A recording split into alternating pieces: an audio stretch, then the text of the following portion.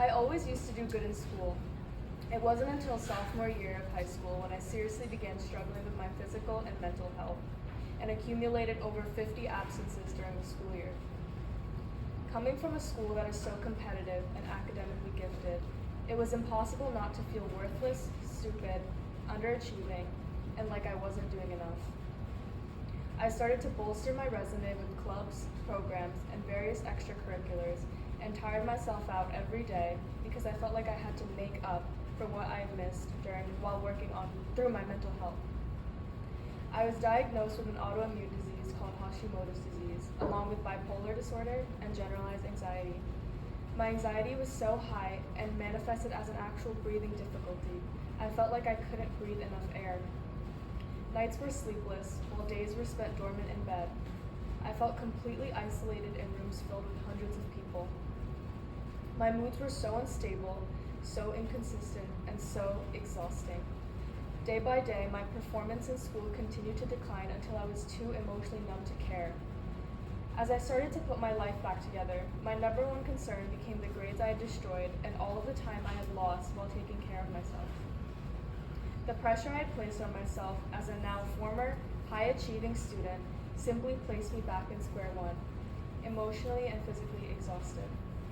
I fully expected myself to be an academically gifted student with a social life, extracurriculars, a healthy brain, and the most disciplined health routine, and a love life.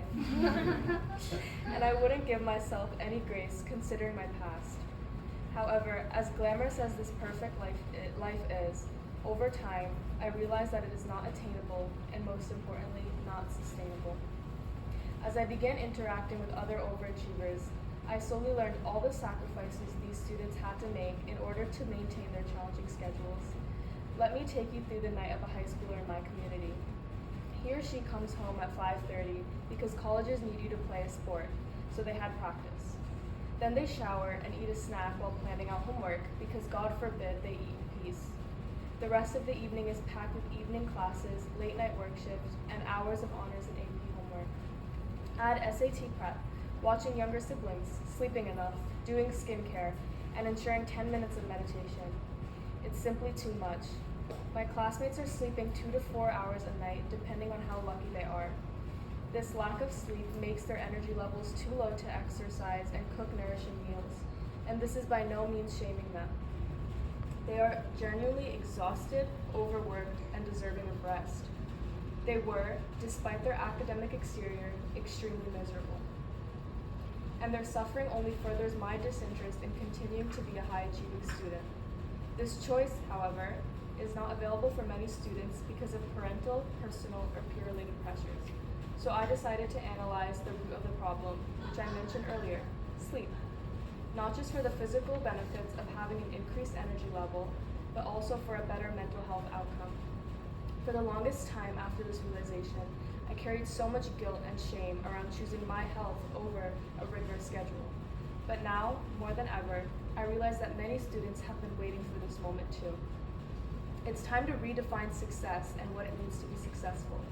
Schools prioritize stressing brains over stretching passion and creativity. As much as I would love later starting times for school, I would first want to universally recognize that wellness is more important than success.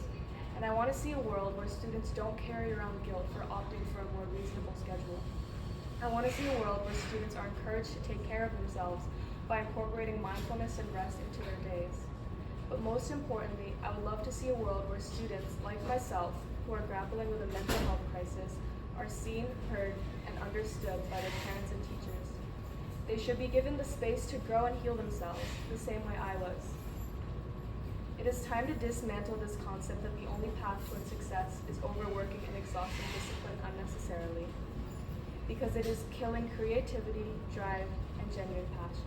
Thank you.